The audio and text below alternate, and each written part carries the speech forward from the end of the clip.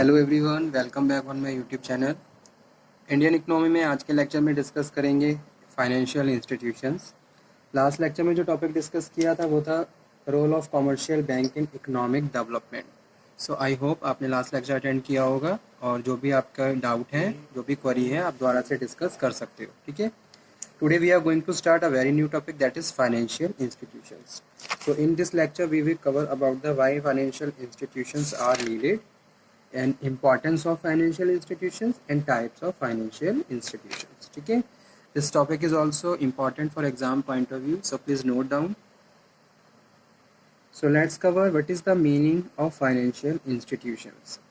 Financial institutions are the institutions set up mainly by the government, चाहे मैं central government की बात करूं या फिर स्टेट गवर्नमेंट की बात करूं, for providing financial assistance to the industries by providing medium and long term finances. Okay, so the main objective of financial institutions to provide the funding and financial assistance to the small scale industries and the large scale industries, so that country can improve their functions and proceed their function in very effective way. Okay, international trade also consider here for the various prospect. Government also provide the funding facility to the exporters. Okay, so this institution is also known as development bank. इस institutions को क्या कहते हैं? इस institutions को development bank भी कहते हैं, for development financial institutions, as these institutions provide finance for development purpose generally in fixed assets. ठीक है, और जैसे कि हम जानते हैं, as we know, if there is a proper running of the industries, whether we are talking about the long and small, ठीक है, in this way country economy more and more grow. ठीक है, कंट्री की economy क्या हो जाएगी? और मोर grow होगी और ज़्यादा डेवलपमेंट होगा कंट्रीज का. ठीक है, तो फाइनेंशियल इंस्टीट्यूशंस भी क्या करते हैं? These institutions also helps to increase the economic growth and development of the country. ठीक है, for their financing operations, these types of institutes generally raised fund from government or the other public institutions, raise fund from the capital market. Okay,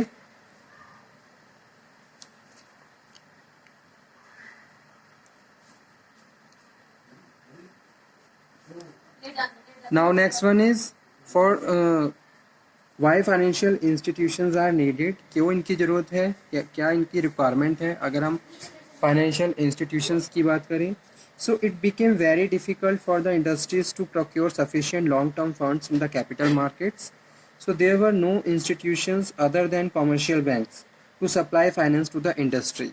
और industries को run करने के लिए proper funding होनी चाहिए, industries के पास प्रॉपर फंड फैसिलिटी होनी चाहिए, ताकि वो अपनी कंपनी के जो भी डे टू डे फंक्शंस हैं या जो रिक्वायरमेंट्स हैं उन्हें लॉन्ग टर्म में कंप्लीट कर सकें. ठीक है,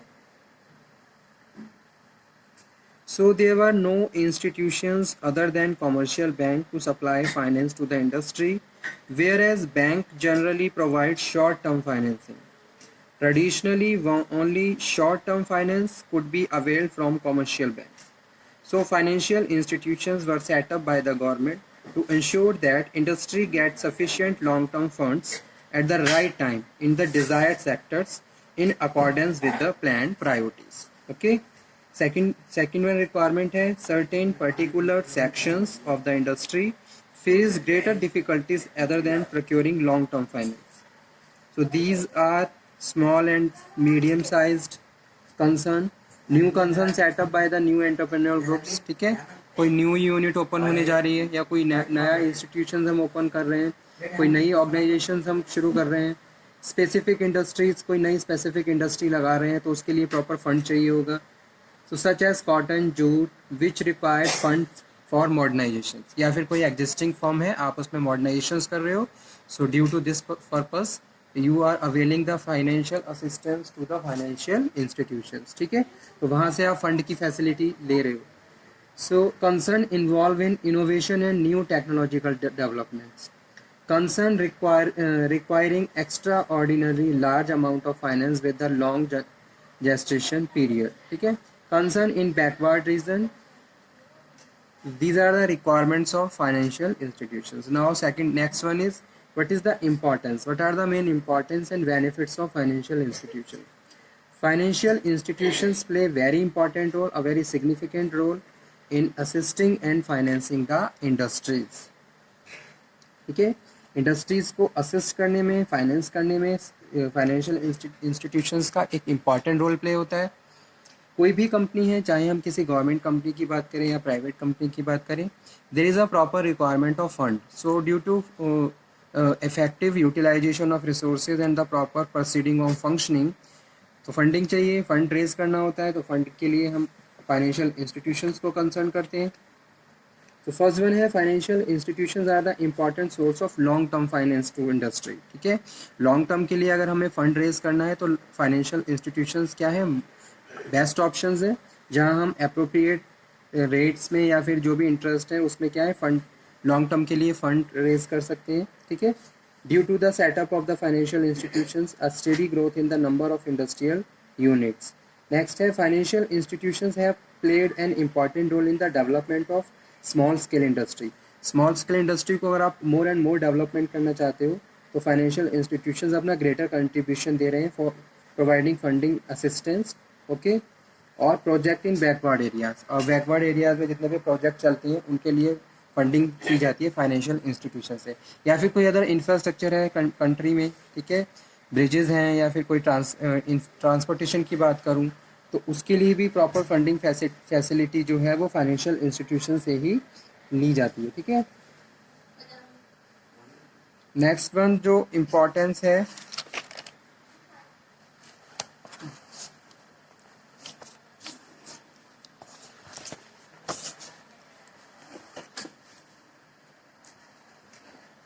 helping the new and small entrepreneurs in setting up industrial project. ठीक है, कोई भी industrial project, so helping the new and small entrepreneurs to setting up new industrial projects through their operations involving underwriting of direct subscriptions to the issues of share and debentures. They have been important players in the capital market. So these operations have a favorable impact on the ability of industrial concern to the raise fund from the capital market. Okay. These institutions have improved the allocation of fund to the industry and so have added to better use of available resources for the economic development. So act as a source of technical and managerial advice in the industry. They have also help in identification, evaluation and execution of new investment project. तो जितने भी investment के नए projects होते हैं, they also consider by the assistance of financial institutions. ठीक है, तो इस तरीके से फाइनेंशियल इंस्टीट्यूशंस अपनी इम्पोर्टेंस और बेनिफिट्स क्रिएट करते हैं for the new projects, for the industrial development, चाहे मैं स्मॉल स्केल इंडस्ट्री की बात कर रहा हूँ या फिर लार्ज स्केल इंडस्ट्रीज की बात कर रहा हूँ. कंट्री में इकोनॉमी को और ज़्यादा स्ट्रॉन्ग बनाना, ग्रो करना और ज़्यादा डेवलपमेंट करना, it is funding by the financial institutions. ठीक है, मेनली जो बात कर रहा हूँ इंडस्ट्रियल प्रोजेक्ट की बात कर रहा हूँ. इंडस्ट्रियल लेवल पे बहुत सारे प्रोजेक्ट रन होते हैं, तो जितने भी प्रोजेक्ट्स हैं उनके लिए फंडिंग फाइनेंशियल इंस्टीट्यूशन से ही ली जाती है. तो इसीलिए financial institutions are the institutions set up mainly by the government के द्वारा सेटअप किए जाते हैं फॉर प्रोवाइडिंग फाइनेंशियल असिस्टेंस, और इसको हम डेवलपमेंट बैंक भी बोलते हैं. ठीक है, development financial institutions, as these institutions provide finance for development purpose generally in fixed assets. Okay, so this topic is also important, so please note down. Next lecture में हम लोग डिस्कस करेंगे types of financial institutions. कितने types के होते हैं in India? Financial institutions और specialised financial institutions are broadly classified in 3 parts. ठीक है, all India development bank, state level institution और इन्वेस्टमेंट इंस्टीट्यूशंस. तो ये हम डिस्कस करेंगे हमारे नेक्स्ट लेक्चर में.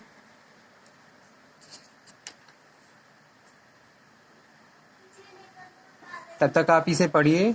अगर कोई डाउट हो, कोई क्वेरी हो तो आप दोबारा से डिस्कस कर सकते हो. Okay student, thank you very much.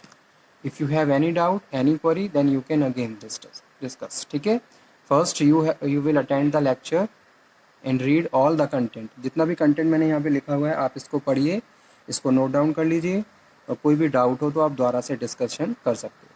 Thank you. help in identification, evaluation and execution of new investment project. तो जितने भी इन्वेस्टमेंट के नए प्रोजेक्ट्स होते हैं, they also considered by the assistance of financial institutions. ठीक है, तो इस तरीके से फाइनेंशियल इंस्टीट्यूशंस अपनी इम्पोर्टेंस और बेनिफिट्स क्रिएट करते हैं for the new projects, for the industrial development, चाहे मैं स्मॉल स्केल इंडस्ट्री की बात कर रहा हूँ या फिर लार्ज स्केल इंडस्ट्रीज की बात कर रहा हूँ. कंट्री में इकोनॉमी को और ज़्यादा स्ट्रॉन्ग बनाना, ग्रो करना और ज़्यादा डेवलपमेंट करना, it is funding by the financial institutions. ठीक है, मेनली जो बात कर रहा हूँ इंडस्ट्रियल प्रोजेक्ट की बात कर रहा हूँ. इंडस्ट्रियल लेवल पे बहुत सारे प्रोजेक्ट रन होते हैं, तो जितने भी प्रोजेक्ट्स हैं उनके लिए फंडिंग फाइनेंशियल इंस्टीट्यूशन से ही ली जाती है. तो इसीलिए financial institutions are the institutions set up mainly by the government के द्वारा सेटअप किए जाते हैं फॉर प्रोवाइडिंग फाइनेंशियल असिस्टेंस, और इसको हम डेवलपमेंट बैंक भी बोलते हैं. ठीक है, development financial institutions. As these institutions provide finance for development purpose, generally in fixed assets. Okay, so this topic is also important, so please note down. Next lecture में हम लोग डिस्कस करेंगे types of financial institutions. कितने types के होते हैं in India? Financial institutions or specialized financial institutions are broadly classified in three parts. ठीक है, all India development bank, state level institution और इन्वेस्टमेंट इंस्टीट्यूशंस. तो ये हम डिस्कस करेंगे हमारे नेक्स्ट लेक्चर में.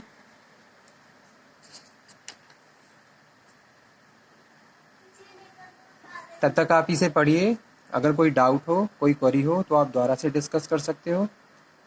Okay student, thank you very much.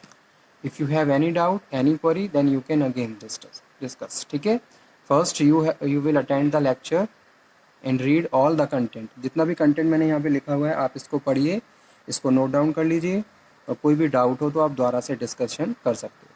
Thank you.